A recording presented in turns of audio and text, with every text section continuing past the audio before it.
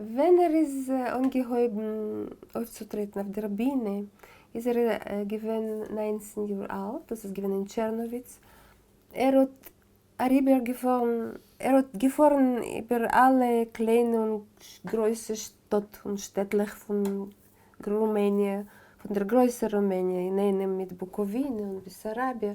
Ist gewesen fantastisch populär in Rumänien.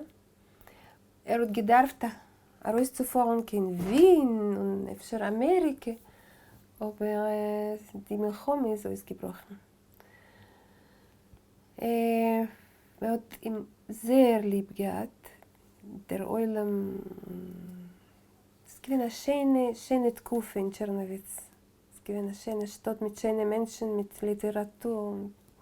Er hat popularisiert in Rumänien die jüdische Literatur und bimiuchad speziell Itzik Manger und Eliezer Steinberg. Das ist gewesen seine Spezialität.